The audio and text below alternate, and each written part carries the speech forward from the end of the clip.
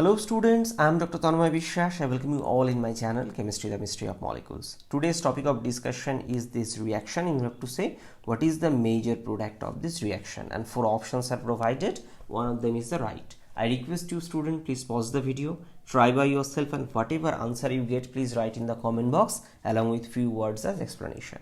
And remember, self-evaluation is essential for improvement. I believe you have tried by yourself, so it's my turn to give you the right answer.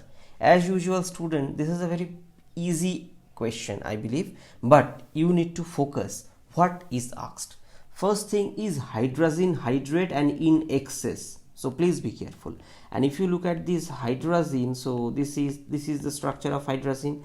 By the way, I have discussed previously about the preparation of hydrazine and some about this property. So this hydrazine molecule itself is not that much stable. Why? Because it has a nitrogen-nitrogen bond, both are highly electronegative, and second thing, it has a severe lone pair repulsion, and these phenomena is called student alpha effect, lone pair repulsion, and these lone pair repulsion makes this molecule reactive, or more specifically if I say, it is more nucleophilic. Okay, so that's why it attacks. Second thing, why hydrate is taken? Simple hydrazine could have been taken. Remember, this hydrazine, as it's not stable, so how this hydrazine is stored? It could be stored in the hydrate form, means in presence of water. And what this water can do? Form hydrogen bonding with these lone pair of nitrogen. Point number 1, it could be stored in the form of hydrochloride, bisulfate, etc.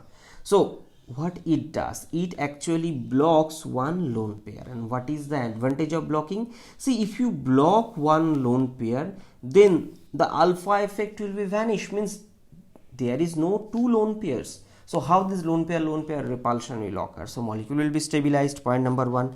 Second thing, remember, hydrazine is liquid, but these salts are, this hydrochloride salt is solid, so easy to handle.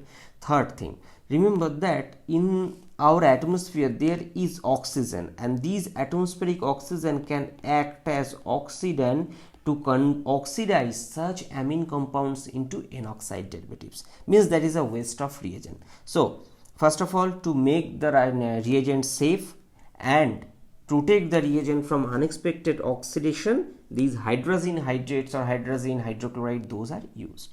Now second thing, I have told that this dioxane is student, it is actually a ether, cyclic ether. So there are two oxygens and its boiling point is near about 100 degrees centigrade. So consequently you can say what is the reaction temperature, or actually I have written reflux. Remember student, reflux means with respect to the boiling point of the solvent, the reaction system's temperature would be plus 10 to plus 20 degrees centigrade. Means in this case, what is the reaction temperature? You can expect that its reaction temperature is near about 110 degrees centigrade, and using a reflux condenser, this is reaction is done. Now if you look at that, from here we are understand that in this case a nucleophilic reagent is given or nucleophile is given. Now is this reactant electrophilic? Obviously yes. Why? Because this carbonyl, this actually imine, I'll say, actually it's an guanidine derivative. So this carbon is actually electrophilic. Now first of all, it is attached to 3 electronegative nitrogen. Not only that, if you understand the reactivity of these carbon, you need to understand carbonyl chemistry. So it is a simple carbonyl, and we know this carbonyl carbon is electrophilic. But if this is reacted with acid, what happened? It get protonated. Now if I ask that student, this is A and this is B, who is more electrophilic?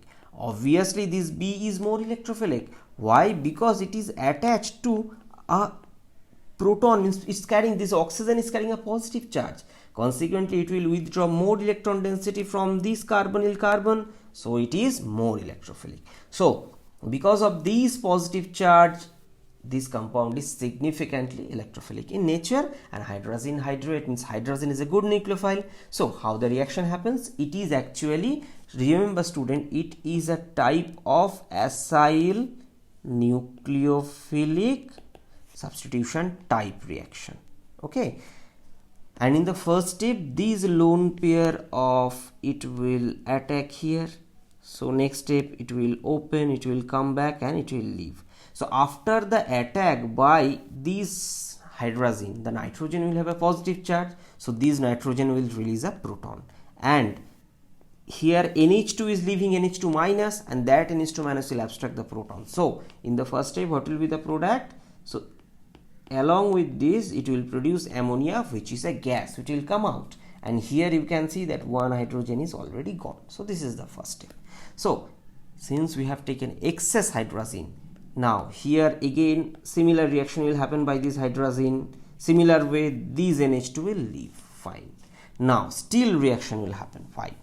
Because if you look at this molecule, so it will attack, and after this attack the tetrahedral intermediate in this case, what will it will produce? It will produce, so these are NH, NH2, same here, and here NH2 means neutralize because it will open up, and here also NH2 plus NH2.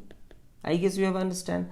Now in the next step one proton will be released from here as usual the previous, and these NH2 will leave as ammonia.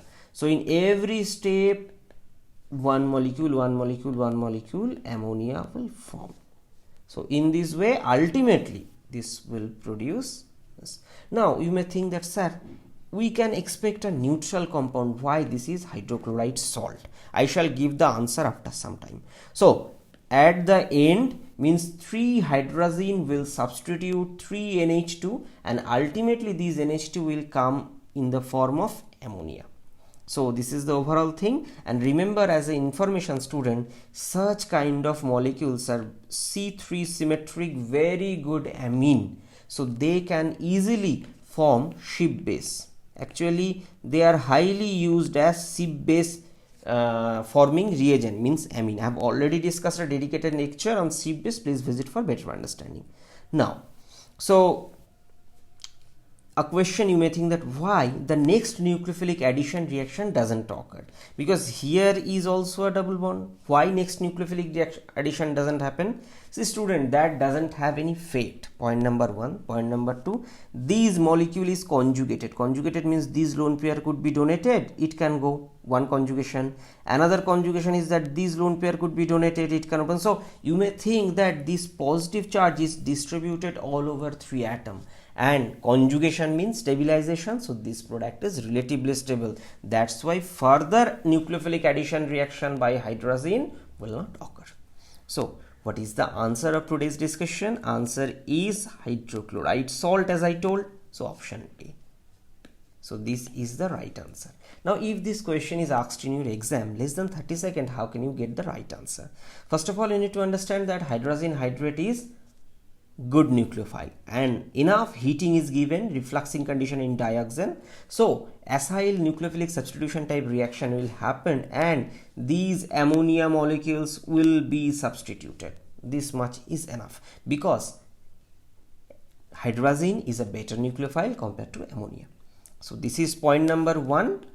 If you think this, so no reaction gone and this is also gone. Student, did I give any hydrolyzing agent, for example alkali, or hydrolysis, heat, or even strong acid, heat, water, heat? Nothing. It is a hydrate reagent, no extra water is given, so this is not possible. Now third question is that did I provide any base? No base is given, just hydrazine hydrate, dioxane reflux, so the positive charge, it means the product will be hydrochloride salt, so this is also not possible. So this is the right answer. Now the thing I told, that basicity of guanidine, it is because of equivalent canonical form. How this happened? See, so after protonation it produces this NH plus, and in the second step, as I told, that these lone pair will push and it will go. So in this way positive charge is here, in third canonical form positive charge will come here. So overall these delocalization of positive charge means stabilization, and this is called equivalent canonical form. Why? See, this canonical form and this canonical form are equivalent.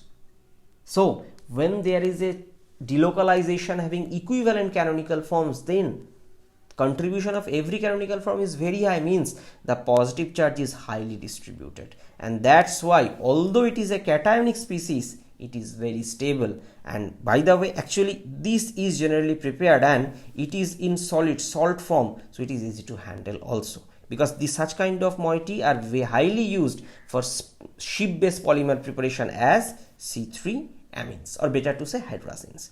Okay, so what you have learned today, that acyl nucleophilic substitution on guanidinium moiety results in guanidinium hydrazine derivative. These hydrazines are highly nucleophilic due to, means hydrazine molecule or hydrazine derivatives are highly nucleophilic due to this alpha effect, means the lone pair repulsion, and such hydrazine, means guanidine hydrazine, is a good base because the conjugate acid is highly stabilized because of the conjugation of lone pair of electron present on the nitrogen atom. And for amide compounds, salts are relatively more stable and they are somehow protected from aerial oxidation, as the lone pair of electron is protected by protonation or by the proton. And finally, the ammonium salts are generally solids in nature due to ionic interaction, because they are protonated, they are charged species, and we know ion-ion interactions are stronger. Okay, so this is the end of discussion. I believe this video may be useful. Please write your opinion in the comment box, and if you consider my contents are worthy, then please help this channel to grow. So stay happy.